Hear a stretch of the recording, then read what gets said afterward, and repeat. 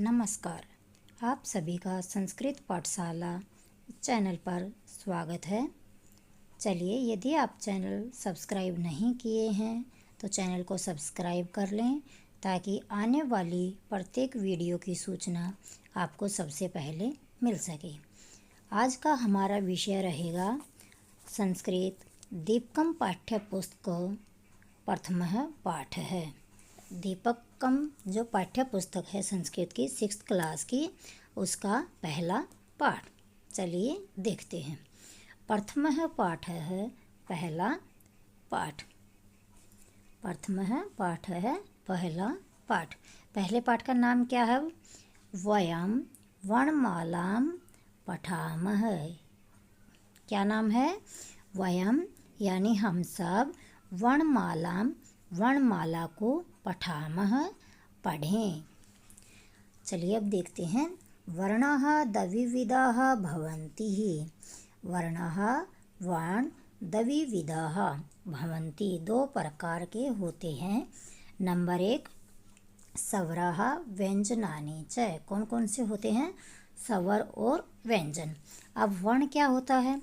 वर्ण भाषा की वह सबसे छोटी ध्वनि होती है जिसके हम टुकड़े नहीं कर सकते। और वो वर्ण कितने प्रकार के बताए गए हैं? 2 प्रकार के। द्विविधाः वर्णाः कतिविधाः? द्विविधाः भवन्ति।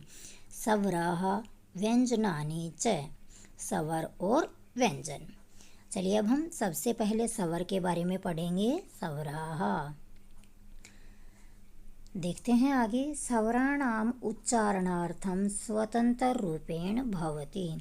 स्वरों का उच्चारण स्वतंत्र रूप से होता है, यानी इनके उच्चारण करने के लिए हमें दूसरे वर्णों की सहायता की जरूरत नहीं होती है। स्वराः द्विविधाः सन्ति। स्वर यहाँ पर 2 प्रकार के बताए गए हैं। समान अक्षराणि संधि अक्षराणि च। समान अक्षर और संधि अक्षर। चलिए अब हम आगे देखते हैं। अब हम सबसे पहले हमें दिया गया है समान अक्षराणि ही। समान अक्षर कौन कौन से हैं और कैसे हैं? समान अक्षरों में भी 2 भागों में विभाजित किया गया है। नंबर 1 ह्रस्व, नंबर 2 दीर्घ। चलिए अब हम आगे देखते हैं वो कौन कौन से हैं। ह्रस्व स्वर में हमें दिया गया है ओ, ई, उ, री, री। और दीर्घ स्वर कौन कौन से दिए गए हैं? आ, ई, उ, री। और री जो हमारा शब्द है, वर्ण है, ये कौन सा है? ह्रस्व ही होता है। इसका दीर्घ में कोई भी प्रयोग नहीं होता है। चलिए अब हम देखते हैं। आप सभी ने ये पहले पढ़ भी रखा होगा। अ, आ, ई, उ, री, री। चलिए अब हम आगे देखते हैं। नंबर 2 पे है हमारा संधि अक्षराणि। क्या है? संधि अक्षराणि। अब संधि का मतलब क्या होता है? संधि का मतलब होता है जोड़, यानी 2 अक्षरों के मेल से बने हुए जो शब्द होते हैं उन्हें हम क्या बोलते हैं? संधि अक्षराणि। चलिए अब हम देखते हैं। इन सभी में संधि अक्षरों में जो शब्द हमें दिए गए हैं इनका दीर्घ में ही प्रयोग होता है, ह्रस्व में इनका प्रयोग नहीं होता है। चलिए अब हम देख लेते हैं कौन कौन से हैं जो संधि अक्षर हैं। वो हमारे पास 4 हैं। ए, ऐ, ओ, औ। चलिए अब हम देखते हैं ये किस प्रकार से आगे बनते हैं। दव्यो दव्युः निश्चित स्वरयोः। 2 निश्चित स्वरों से संधि द्वारा ये नवीनाः वर्णाः। संधि के द्वारा जो नए स्वर वर्णाः बनते हैं, जायन्ते उत्पन्न होते हैं, ते संधि अक्षर स्वराः भवन्ति। वे संधि अक्षर स्वर कहलाते हैं। अब हमें देखना है कि ए किन किन के 2 के मेल से बनता है। वो 2 कौन से स्वर हैं जिनके मेल से ए बनता है? अ प्लस ई को यदि कर देंगे तो क्या बन जाएगा? ए। जैसे आपने मैथ में देखा है कि 1+1 यदि आप करेंगे तो क्या बन जाता है 2। उसी प्रकार से यहाँ पर भी दिया गया है, यदि आप अ और ई को मिलाएंगे तो क्या बन जाएगा ए। क्या बन जाएगा ए। ठीक उसी प्रकार से यदि अ के अंदर आप जो ये ए बना था यदि इसको मिला देंगे तो क्या बन जाएगा हमारा ऐ। उसी प्रकार से आगे अ में यदि ऊ मिला देंगे तो क्या बन जाएगा ओ। और यदि अ के अंदर ओ जो हमारा अभी यहाँ बना था अ और ऊ से बनकर यदि इसको इसमें मिलाएंगे ओ में तो क्या बन जाएगा औ। ये आपको ध्यान रखना है। चलिए अब हम आगे देखते हैं कि क्या दिया गया है। यहाँ पर एक नोट दिया गया है, वो हम एक बार देख लेते हैं। क्या दिया गया है, लरि वर्णस्य दीर्घाः न सन्ति। मैंने अभी आपको बताया था कि लरि वर्ण का ऊपर क्या है, कोई भी दीर्घ नहीं होता है। और संधि जो अक्षर हैं हमारे उनमें ह्रस्व का प्रयोग नहीं होता है। संधि अक्षराणाम ह्रस्वाः न सन्ति। संधि अक्षरों में ह्रस्व नहीं होता है। चलिए आगे देखते हैं। आगे हमें दिया गया है अनुनासिक स्वराः। क्या दिया गया है, अनुनासिक स्वराः। अब हम देखते हैं कि अनुनासिक स्वर क्या होते हैं। मुखेन सह नासिकयाः अपि उच्चारिताः स्वराः अनुनासिकाः स्वराः सन्ति। मुखेन सह मुख के साथ, नासिकया अपि नाक से भी उच्चारित जो स्वर हैं वो अनुनासिक स्वराः सन्ति। अनुनासिक स्वर होते हैं, यानी जिन स्वरों का उच्चारण हम मुख के साथ साथ नाक से भी करते हैं उन स्वरों को अनुनासिक स्वर कहते हैं। ऐसे स्वरों को आप ध्यान कैसे रखेंगे, जिनके ऊपरी चंद्र बिंदु का निशान होता है वो स्वर हमारे क्या कहलाते हैं, अनुनासिक। इसलिए आपको इनका ध्यान रखना है। वो कुछ भी हो सकते हैं, यहाँ पर कुछ के एग्जाम्पल दिए गए हैं।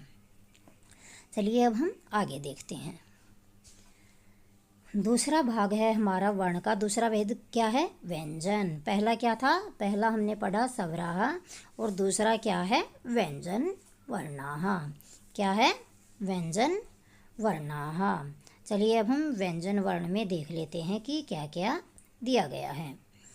व्यंजनानाम् उच्चारणे कस्यचित् स्वरस्य सहायता अवश्यं भवति। व्यंजनानाम् उच्चारणे, व्यंजनों के उच्चारण के लिए कस्यचित् स्वरस्य किसी स्वर की सहायता अवश्यमेव भवति ही। अभी हमने ऊपर पढ़ा था कि जो स्वर होते हैं हमारे वो स्वतंत्र रूप से उच्चारित होते हैं, उन किसी भी अन्य वर्ण की आवश्यकता नहीं होती है। परंतु जो हमारे व्यंजन वर्ण हैं उन्हें उच्चारण करने के लिए स्वरों की सहायता लेनी पड़ती है, तभी उनका उच्चारण संभव है। चलिए अब हम आगे देखते हैं। अतः वर्णमालायां व्यंजनानाम् उच्चारणार्थम अस्वरस्य योजनम भवति ही। इसीलिए वर्णमाला में व्यंजनों के उच्चारण के लिए सर्वत्र सभी जगह अस्वरस्य, अस्वर का योजन यानी जोड़ होता है। इसके कुछ उदाहरण अब हम देखते हैं। चलिए क्या है, सबसे पहले देखिए को। यदि इसको हलंत आपको दिया गया है, यानी ये हमारा व्यंजन वर्ण है और इसका हम अ से उच्चारण नहीं कर सकते हैं। जब इसमें अ मिल जाता है तो जो ये हलंत यहाँ पर लगा हुआ है ये हमारा हट जाएगा और ऐसा हमारा रूप बन जाएगा जो कि हमारा मूल व्यंजन वर्ण है। और यदि आपको ऐसे करके दिया गया है ये हमारा व्यंजन है तो हम इसको अलग कैसे करेंगे, क प्लस अ। ठीक है, आपको इनका ध्यान रखना है। प्रत्येक व्यंजन वर्ण में स्वर मिला हुआ होता है। ठीक है बेटा, जहाँ पर किसी भी प्रकार की कोई मात्रा नहीं लगी हुई है इसका मतलब प्रत्येक उस शब्द में अ मिला हुआ है। इन चीज़ों का आपको ध्यान रखना। चलिए अब हम आगे देखते हैं। जैसे क्या दिया गया है आगे, खो। खो में यदि अ मिलाएंगे तो ये हलंत हट जाएगा और ऐसा ख बन जाएगा। ऐसे ही ग में अ मिला देंगे, घ में अ मिला देंगे ऐसे। अतर व्यंजन केवलम, व्यंजन वर्ण कौन कौन से हैं? क ख ग घ, ये हमारे व्यंजन वर्ण है। इति एव अस्ति ही, यही होते हैं। अत्र अस्वरस्य है केवलम उच्चारणार्थम योजितम अस्ति, ओ जो स्वर मिलाया गया है यहाँ पर वो केवल उच्चारण करने के लिए यहाँ पर मिलाया गया है। आगे हम देखते हैं। व्यंजनानाम चत्वारः भेदाः सन्ति, व्यंजन के कितने भेद बताए गए हैं? 4। स्वर के वहाँ पर कितने भेद बताए थे? 2। कौन से? ह्रस्व और दीर्घ। उसके बाद उन्होंने एक अनुनासिक भी अलग से बताया है, वो हमने अभी ऊपर देखा। व्यंजनों के यहाँ पर कितने भेद बताए गए हैं? चत्वारः भेदाः सन्ति, कितने भेद हैं? 4 भेद हैं। उसमें से पहला क्या दिया गया है? सपर्श वर्णाः या वर्ग्य वर्णाः, सपर्श वर्ण या वर्ग्य वर्ण, वो कौन कौन से हैं? पहले हमें देखना क वर्ग, क ख ग घ ग, ये आप एक उसमें वर्ग में प्रयोग होते हैं। इसका पहला वर्ण क है, इसलिए इसका नाम क्या रख दिया? क वर्ग। उसी प्रकार से च वर्ग, अगला क्या है? च वर्ग, क्योंकि इसका पहला वर्ण इस वर्ग का क्या है हमारे पास? च। च छ ज झ ञ, ठीक है बेटा। ऐसे ही ट वर्ग, ट ठ ड ढ ण, इसका पहला वर्ण क्या है? ट, इसलिए क्या बन गया? ये एक वर्ग यानी टी। ट वर्ग, ट से ये शुरू है इसलिए क्या बन गए? ट वर्ग। उसी प्रकार से त थ द ध न, इसका पहला वर्ण क्या है? त, इसलिए क्या बन गया? त वर्ग। प वर्ग, अगला क्या है हमारे पास? प वर्ग, ये प से शुरू है इसलिए इसका नाम क्या रख दिया? प वर्ग। प फ ब भ म, ये हमारे 25 के 25 जो वर्ण हैं दिए गए हैं, ये हमारे क्या हैं? वर्ग्य वर्ण या सपर्श वर्ण। सपर्श वर्ण है या इनको आप वर्ग बोल सकते हैं। हमारे पास कितने वर्ग हैं? 5। क वर्ग, च वर्ग, ट वर्ग, त वर्ग और प वर्ग, ये हमारे पास 5 क्या हैं? वर्ग हैं। और ये इन 5 वर्गों के मिला करके हमारे पास कितने वर्ण हैं? 25। कितने हैं बेटा? 25। और इनको हम बता सकते हैं कि 25 सपर्श वर्ण होते हैं। कितने होते हैं? 25। इन सब चीज़ों का आपको ध्यान रखना। चलिए अब हम आगे देखते हैं। वर्ग्याः सपर्शाः, क्या दिया गया है? वर्ग्याः सपर्शाः व्यंजन वर्णाः स्वकीय उच्चारण स्थानेषु 5 वर्गेषु विभक्ताः भवन्ति। सपर्श जो वर्ण होते हैं व्यंजन वर्णाः स्वकीय उच्चारण स्थान अनुसारेण, अपने उच्चारण स्थान के अनुसार 5 वर्गों में विभक्त होते हैं। इन सभी का उच्चारण स्थान अलग अलग है, इसलिए इनको उच्चारण स्थान के अनुसार 5 भागों में विभाजित किया गया है। आगे देखते हैं। दूसरा हमारा भेद दिया गया है अंतस्थः वर्णः। दूसरे क्या है? अंतस्थः वर्णः। वो कौन कौन से हैं? वो ये 4 हैं, य र ल व। कौन कौन से हैं? 4 हैं, य र ल व। अंतस्थः वर्णाः बहुअतर स्वर वर्णानां स्थाने जायन्ते। अंतस्थ जो वर्ण हमारे होते हैं वो स्वर वर्णों के स्थान पर होते हैं। अतः एते अर्धस्वराः इति अपि उच्यन्ते। इन चारों को अर्धस्वर भी बोलते हैं, क्योंकि ये चारों के चारों कैसे बनते हैं? वो स्वरों के मेल से बनते हैं, इसलिए इन चारों को क्या बोलते हैं? अर्धस्वराः यानी आधे स्वर। देखिए अब हम देखते हैं कि कौन कौन से स्वरों के मेल से ये मिलकर के बनते हैं। छोटी ई और अ को यदि आप मिलाएंगे तो हमारा क्या बन जाता है? य। ठीक है बेटा, हलंत वाला ही बनेगा ये। री में यदि अ मिलाएंगे तो क्या बन जाएगा? र। लरी में यदि अ मिलाएंगे तो बन जाएगा ल। ऊ के अंदर यदि अ मिलाएंगे तो हमारा क्या बन जाएगा, व। य र ल व। अब हमने देखा ये हमारे चार क्या थे, ऊपर हमने पढ़ा था, ये हमारे पास चार क्या हैं, व्यंजन वर्ण। क्या बन गए ये हमारे चार व्यंजन वर्ण, जो किसके मेल से बने हैं, इन स्वरों के मेल से बने हैं। ई और अ को मिलाने पे य, री और अ को मिलाने पर र, लरी और अ को मिलाएंगे तो ल, ऊ और अ को मिलाएंगे तो क्या बनेगा हमारा, व। अब ये क्या है, व्यंजन वर्ण। अब हमें इन्हें उच्चारण यदि इनका करना है, ये हलंत यदि इसमें से हटाना है, तो हम इन सब में क्या मिला देंगे, अ। क्या मिला देंगे, अ।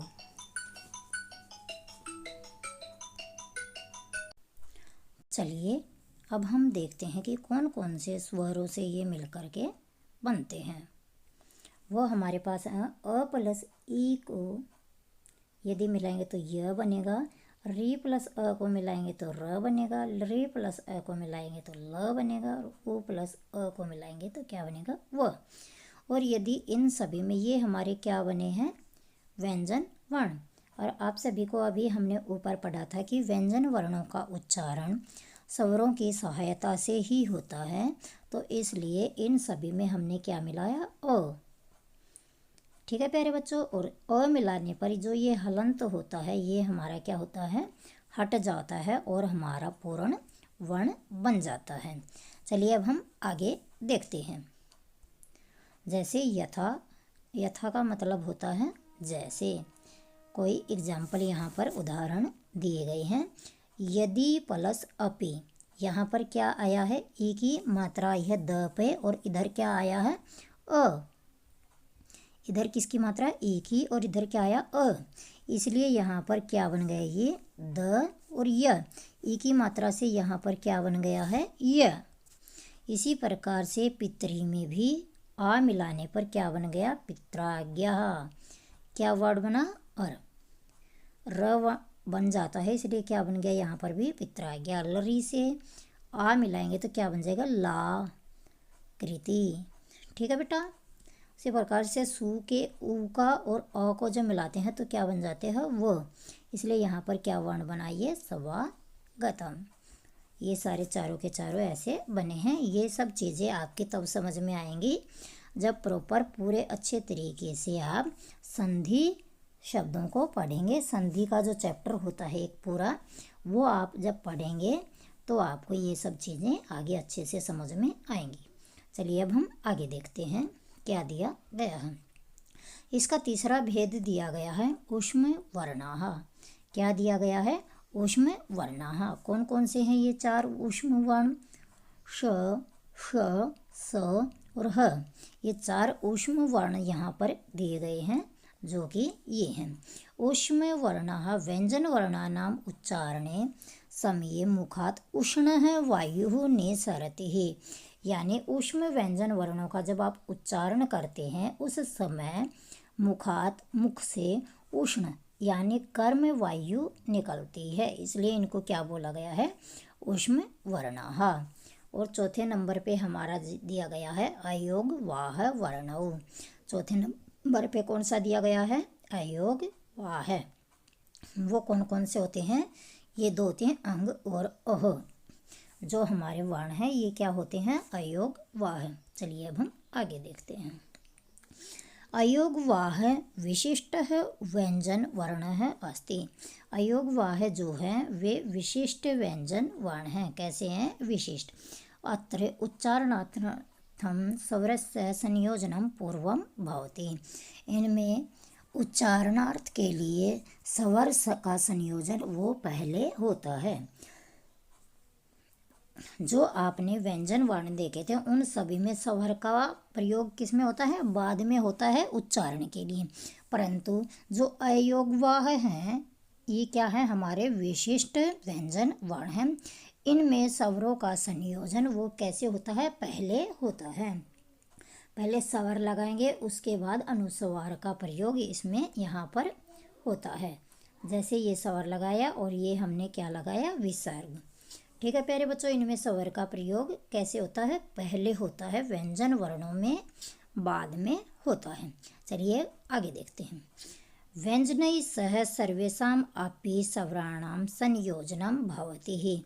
व्यंजन वर्णों के साथ सभी स्वरों का संयोजन होता है। व्यंजनैः सह स्वराणां संयोजनेन गुणित अक्षराणि भवन्ति। व्यंजन वर्णों के साथ जब स्वरों का संयोजन होता है तो क्या बन जाते हैं? वो गुणित अक्षर बन जाते हैं। चलिए देखते हैं कैसे। गुणित अक्षर कैसे बनेंगे? जैसे ये हमारे क्या हैं? स्वर वर्ण हैं जो यहाँ पर दिए गए हैं। अ की कोई मात्रा नहीं होती है, आ की मात्रा, छोटी ई की, ये बड़ी ई की, ये छोटे ऊ की, और ये क्या है? हमारी बड़े ऊ की मात्रा है। यदि इन सब में मान लो हमारे पास व्यंजन वर्ण है क में यदि अ मिलाएंगे तो ये ऐसे बन जाएगा, हलंत हट जाएगा। और क में यदि आ लगाएंगे तो क्या बन जाएगा? का। इस वाले क में लगाना है हमें। आ यदि लगाएंगे क में तो क्या बन जाएगा? ये वाला वर्ण। यदि इस क के साथ हम छोटी ई मिलाएंगे तो क्या बन जाएगा? ई। ऐसे ही की के अंदर बड़ी मिलाएंगे आप तो क्या बनेगा? की। और क में ऊ मिलाएंगे तो क्या बनेगा? कू। और बड़ा ऊ मिलाएंगे तो क्या बन जाएगा? कू। इसी प्रकार से आप ये बाकी के भी बना सकते हैं, ख से, ग से, घ से और ग से। इसी प्रकार ये पूरे के पूरे हमें क्या दिए गए हैं? वर्ग वर्ण दिए गए हैं। इनको आप ऐसे कर करके गुणित अक्षरों को बना सकते हैं। ठीक उसी प्रकार से आगे दिया है, ऊ तक हमने पढ़ा। अब आगे भी तो मात्राएं होती हैं। री की मात्रा ये होती है, दीर्घ री की ये, री की ये होती है। ए की यदि मात्रा लगानी है तो हम कैसे लगाएंगे? ऐसे। और आई की मात्रा ये, ऊ की मात्रा ये दी गई है, और अहू की मात्रा ये। अब देखो, क में यदि री की मात्रा लगाएंगे तो क्या बनेगा? ऐसे। और दीर्घ री की लगाएंगे तो ऐसे, और री लगाएंगे तो ऐसे, और ए की मात्रा यदि लगाएंगे ऐसे, आई की मात्रा लगाएंगे क में ऐसे, ओ की मात्रा यदि लगेगी तो ऐसे, और औ की मात्रा यदि लगेगी तो ऐसे। उसी प्रकार से आप सभी च के बना सकते हैं। ट के पूरे वर्ग को आप गुणित अक्षरों में बना सकते हैं, और इनका विभाजन भी हम कर सकते हैं। वो सब आप लोगों को धीरे धीरे समझ में आ जाएगा। अब उसी प्रकार से अयोगवाह भी होते हैं जो जिनको हम लगाते हैं। उनकी बिंदी यदि आप लगाएंगे और विसर्ग यदि लगाएंगे तो कैसे बन जाएंगे? ऐसे करके। और विसर्ग यदि लगाएंगे तो ये सारे के सारे ऐसे बन जाएंगे। अयोगवाह जो कि दिए गए हैं। ऐसे यदि ये स्वरों पर आप लगाएंगे तो ऐसे करके बन जाएंगे। ठीक है प्यारे बच्चों, उसी प्रकार से ये सारे के सारे आप बना सकते हैं। ये सारे के सारे हमारे क्या हैं? गुणित अक्षर दिए गए हैं। ऐसे करके आप इनको बना सकते हैं। कुछ हैं हमारे संयुक्त व्यंजन, उनको भी एक बार हम देख लेते हैं कि कौन कौन से दिए गए हैं। ये हमारे क्या हैं? हमारे पास संयुक्त व्यंजन है। संयुक्त का मतलब होता है जो दो व्यंजन वर्णों के मेल से बने हुए होते हैं, उनको हम क्या बोलते हैं? संयुक्त व्यंजन। जो कि दो व्यंजनों के ही मेल से बनते हैं। और जो दो स्वरों के मेल से बने हुए थे उन्हें हम क्या बोल रहे थे? अर्ध स्वराह। अब ये दो व्यंजन वर्णों के मेल से बने हुए हैं, इन्हें क्या बोल रहे हैं हम? संयुक्त व्यंजन। चलिए हम एक बार देख लेते हैं। एकाधिक व्यंजन वर्णानां मेलनेन संयुक्त व्यंजनानि भवन्ति। एक से अधिक व्यंजन वर्णों का जब आप मेल करेंगे तो क्या बन जाएंगे? संयुक्त व्यंजन। अब हम देख लेते हैं श। यहाँ पर कक्षा जैसे वर्ड है तो क, ये क्ष है, ये किस किस के मेल से बनता है? क और श और अ। इन तीन अक्षरों के मेल से ये बनेगा। मान लो आपको कक्षा शब्द का है वर्ण विच्छेद करना है तो वो कैसे बनेगा? सबसे पहले क्या है इसमें? क हलंत लगाया, उसमें से अ जोड़ देंगे। उसके बाद शय कैसे बना है हमारा? तीन वर्णों के मेल से क, श और अ, इनके मेल से ये हमारा कक्षा शब्द बन जाएगा। त्र कैसे बनता है? त्र में क्या होता है? त, र और अ क्या होता है? ये 3 वर्ण हमारे होते हैं जिनसे ये त्र बनता है। मान लो आपका पत्रम, इसका वर्ण विच्छेद करना है तो क्या बनेगा? सबसे पहले क्या आया? प में अ मिलके तो पूरा क्या बना हमारा? प। अब त्र कैसे बना? त, र, अ। ठीक है प्यारे बच्चों। और बाद में क्या बच गया था? म, जो कि हलंत वाला पहले से ही अर्ध हमें दिया गया है। आपको ध्यान रखना है इन चीज़ों का, बार बार ध्यान रखना है कि व्यंजन जो हमारे वर्ण होते हैं वो हमेशा हलंत वाले होते हैं। उसी प्रकार से चलिए आगे देखते हैं ज्ञ कैसे बनता है। ज्ञ हमारा बनता है ज और य के योग से और अ। इसे यदि आप पूरा करेंगे, यदि आप ऐसे आधा लिखेंगे तो इन 2 से बनेगा ये ज प्लस य से, और इसमें मिला देंगे तो ये हमारा क्या हो जाएगा? हट जाएगा। ज्ञानम यदि वर्ड लिखना है आपको तो कैसे लिखेंगे? ज, य, आ, न, अ, म। ठीक है प्यारे बच्चों। ऐसे ही आपको द वर्ड हमारा किससे बनता है? द आधा और य और अ, तो ये क्या बन जाता है?